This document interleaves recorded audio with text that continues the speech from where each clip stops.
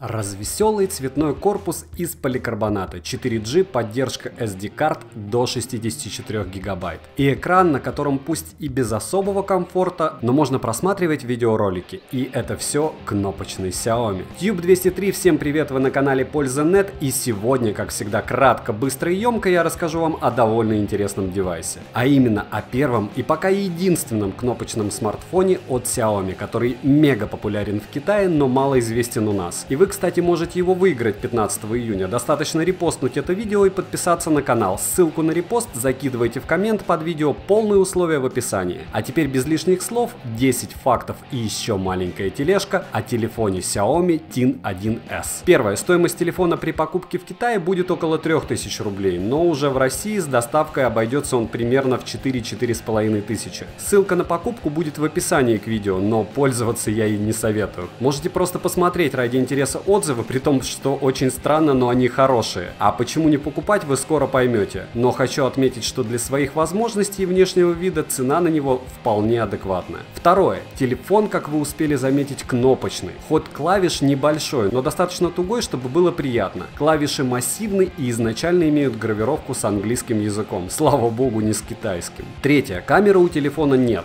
Странно, но факт. Вообще никакой. Зато есть голосовой помощник наподобие Алисы, но на китайском.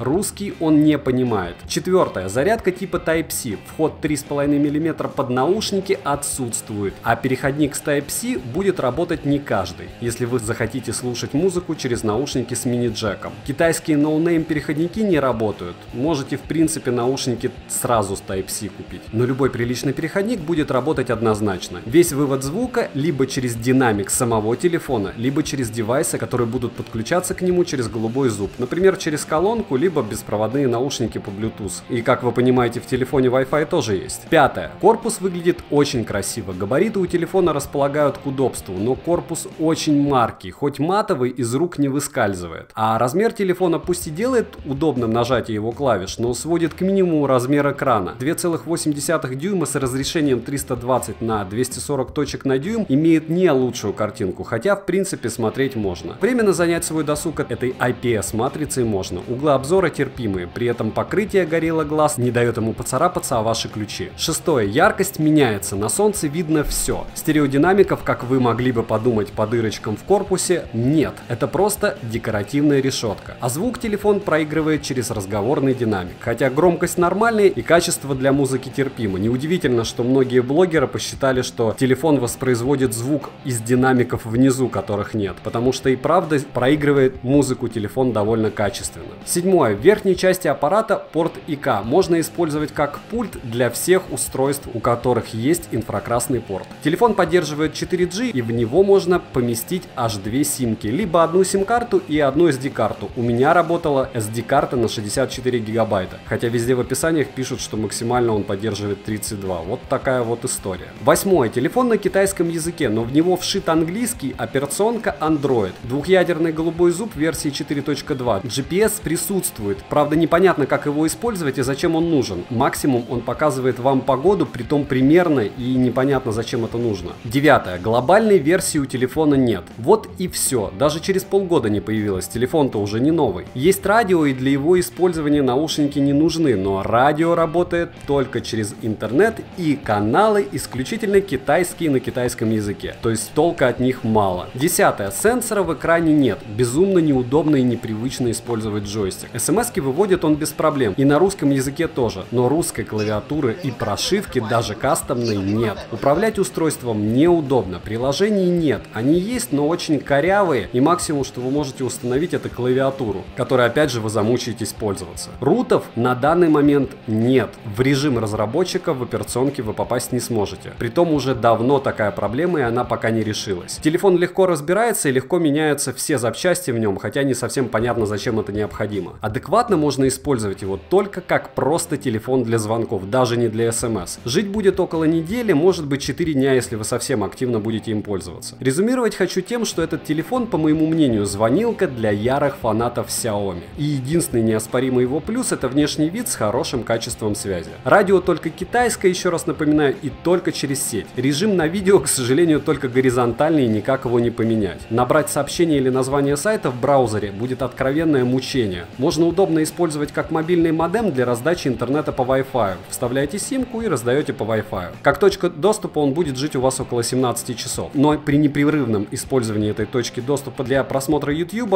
он будет жить около 10 часов. Вот такая вот история. Можете заменить свой Powerbank с 4G модемом на вот этот телефон. При желании русскую клавиатуру можно установить, но печатать вы будете джойстиком, а это сомнительное удовольствие. Для интереса перейдите по ссылке в описании и почитайте на него отзывы у продавца на Али. Это вас улыбнет, хотя очень странно, но они будут и правда хорошими. Напоминаю про розыгрыш Mi Band 3 и Honor Band 4 Run Edition каждые 2 недели среди подписчиков. Условия для участия просты: лайк, коммент, подписка, колокольчик, и все, и вы автоматически навсегда участник этих розыгрышей. 15 и 30 числа каждого месяца я их разыгрываю. И каждое воскресенье на стриме вы можете выиграть не только один из этих браслетов, но еще какие-нибудь подарки, потому что дополнительных розыгрышей на канале всегда проводится очень много. Для этого обзора телефон мне дал мой друг из фирмы Rumicom. И как только появится локализация, они сразу появятся у Rumicom в продаже, притом по довольно вкусной цене. Следующий обзор будет на топовые проводные наушники от Xiaomi OneMo. Уверен, вам он будет полезен и интересен. Обзоры минимум 3 раза в неделю и один стрим для розыгрышей по воскресеньям. Спасибо, что смотрите. Девайсу да или нет, польза нет даст ответ. Добра и удачи вам, дорогие друзья.